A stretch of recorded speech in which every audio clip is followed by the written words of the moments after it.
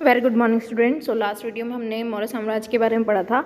आज हम इसी के टॉपिक को कंटिन्यू करेंगे। How did the Maurya emperors manage their empire. अब बात करते हैं कि इतना बड़ा साम्राज्य था, इतना विशाल साम्राज्य, तो उन्होंने अपने साम्राज्य को मैनेज कैसे किया। अब उनका जो इतना बड़ा एम्पायर था, ठीक है, किसी भी एम्पीरियर के लिए मोस्ट इंपॉर्टेंट होता है कि अगर उसने अपना एम्पीरियर बनाया हुआ है तो वो उसे मैनेज करे। सो हम यहाँ पे स्टार्ट करते हैं।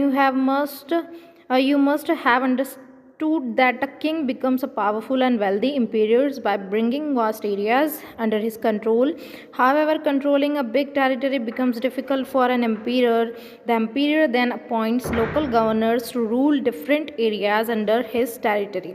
देखिए, हमें ये बात पता है, हम इस चीज़ को समझते हैं कि कोई भी राजा हो, उसे अगर पावरफुल बनना है, ताकतवर बनना है और अपने एम्पायर को वेल्दी बनाना है, तो उसके लिए उसे क्या करना होगा, उसके ऊपर कंट्रोलिंग। तो कंट्रोलिंग के लिए अपने प्रदेशों में, अपने क्षेत्रों में कुछ लोगों को अपॉइंट करता है, कुछ ऑफिसर्स को अपॉइंट करता है। इसमें उसे डिफ़िकल्टीज़ होती है क्योंकि जितना बड़ा राष्ट्र होता है, जितना बड़ा उसका साम्राज्य होता है, तो उसमें लोगों को एक काबिल स्किल्ड ऑफिसर्स को अपॉइंट करना बहुत डिफ़िकल्ट होता था उस टाइमिंग में। तो मेन उनका काम ये था कि वो कैसे भी जो लोकल गवर्नर्स के थ्रू अपने ऑफिसर्स को उसमें अपॉइंट करें ताकि वो पूरे साम्राज्य की देखभाल कर सकें, ठीक है। क्योंकि हमें पता है किसी भी राज्य में अगर आर्मी नहीं होती है या किसी राष्ट्र में आर्मी ना हो तो वो देश को कभी प्रोटेक्शन नहीं मिल सकता है, ठीक है। So the king also needs to maintain a huge army and have an efficient espionage का मीनिंग होता है जासूसी करना, सिस्टम इन प्लेस। तो उसका एक काम ये था किंग का, उसे किस चीज़ की ज़रूरत हुआ करती थी कि वो आर्मी के कुछ लोगों को जासूसी के लिए लगाए किसी भी प्लेस पे। जैसे कुछ दूसरे राष्ट्र के या दूसरी कंट्री के, दूसरे प्रदेश के राजा अगर उनके खिलाफ कुछ कर रहे हैं तो उसके बारे में इंफॉर्मेशन निकालना, तो वो उसके लिए भी ऑफिसर्स अपॉइंट करते थे आर्मीज़ के थ्रू। He also needs to encourage agriculture and carry out other activities such as constructing roads and building hospitals. इसके साथ ही उनका क्या काम था कि वो इस चीज़ के लिए इनकरेज करे लोगों को कि वो एग्रीकल्चर को आगे बढ़ाएं, साथ साथ जो अदर एक्टिविटी हुआ करती है, ठीक है, जैसे लाइक हम बात करें कंस्ट्रक्टिंग की, मंदिर बनाना, हॉस्पिटल्स बनाना, रोड कंस्ट्रक्शन, तो ये उसकी रिस्पॉन्सिबिलिटी हुआ करती है किसी भी राज्य की के राजा की, अपने राज्य को आगे बढ़ाने के लिए, पावरफुल करने के लिए, वेल्दी करने के लिए। All this requires a lot of money which can be collected through an efficient tax systems. अब देखिए, अब इन सब के लिए क्या रिक्वायरमेंट होती है, किस चीज़ की, मनी की, पैसों की ज़रूरत होती है ना। ऑब्वियस है, कुछ भी काम विदाउट मनी नहीं हो सकता।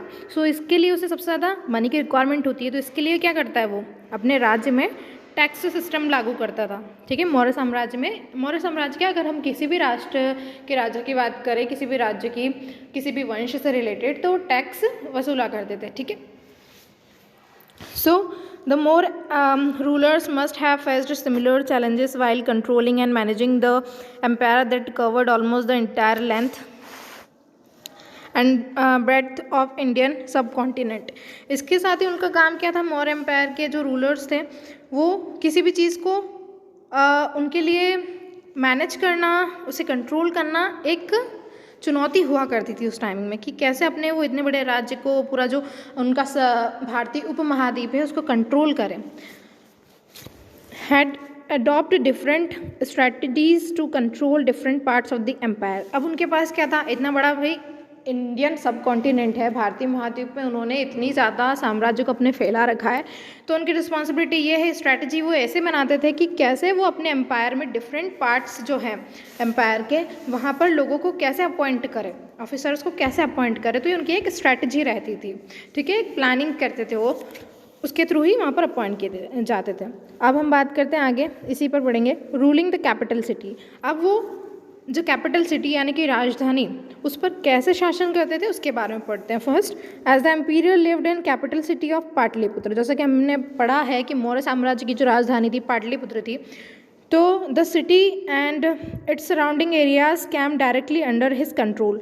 तो जो सिटी थी और उसके जो आसपास के एरिया थे वो तो राजा के कंट्रोल में हुआ करते थे, तो वहाँ पे तो ऑब्वियसली बात है, अच्छी खासी उन्होंने आर्मी को अपॉइंट किया होगा। The emperor appointed several individuals in different roles to help him with the day-to-day administration of the area some of the individuals appointed by the emperor were। देखिए, तो इसके लिए उन्होंने क्या किया, फर्स्ट थिंग कि हर क्षेत्र में एक इंडिविजुअल जो एरिया थे, डिफरेंट जो एरिया थे, उसमें डे टू डे किसी एडमिनिस्ट्रेशन दैट मीन जो प्रशासनिक क्षेत्र हुआ करते थे, ठीक है, उसमें एक ऑफिसर को अपॉइंट किया जाता था।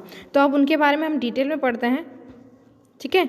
सम of individual appointed emperor were, कौन कौन से अपॉइंट किए गए थे। फर्स्ट था officials to collect taxes from farmers, herders, crafts person and traders who lived in village and towns of the area. देखिए, फर्स्ट उन्होंने अपने शासन में किस चीज़ को नियुक्त किया, अपना जो कैपिटल सिटी थी उनकी मगध थी, सबसे पहले उसमें किसको नियुक्त किया, किसे अपॉइंट किया, farmers, herders and craft person से टैक्स को कलेक्ट करने के लिए एक ऑफिसर बनाए, ठीक है, ताकि वो इनसे टैक्स कलेक्ट करें और राजा को दे सकें। दूसरा उन्होंने officials to punish those who disobeyed the emperor's order. इसके साथ ही कुछ लोग ऐसे जो एम्पीरियर के यानी कि जो शासक है उसके ऑर्डर को डिसओबे करते थे, नहीं मानते थे, तो उनको पनिश करने के लिए एक ऑफिसर बनाए, ठीक है।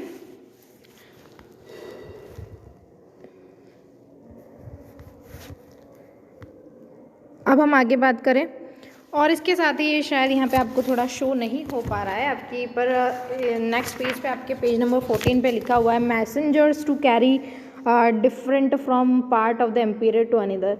इसके साथ ही वो एक पर्सन ऐसा भी लगाते थे कि जो मैसेजेस को लेता है और एम्पायर तक यानी कि साम्राज्य है का जो राजा है उस तक पहुँचाने का काम भी किया जाता था। तो इसके लिए भी एक अपॉइंट किया जाता था एक पर्सन।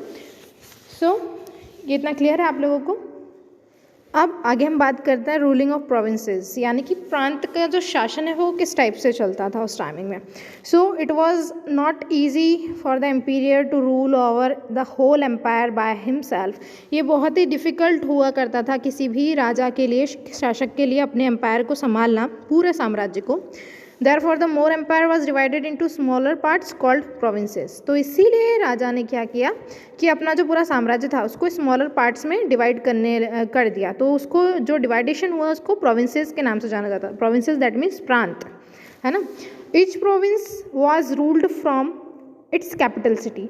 अब जो प्रोविंस होते थे उनकी एक कैपिटल सिटी होती थी। जैसे जस्ट लाइक हम बात करें, हम इंडिया में रहते हैं, अब उसकी स्टेट्स होती है, ठीक है। अब स्टेट्स की एक कैपिटल सिटी तो होती है ना, तो ऐसे ही वो उसमें नियुक्त कर दिया करते थे।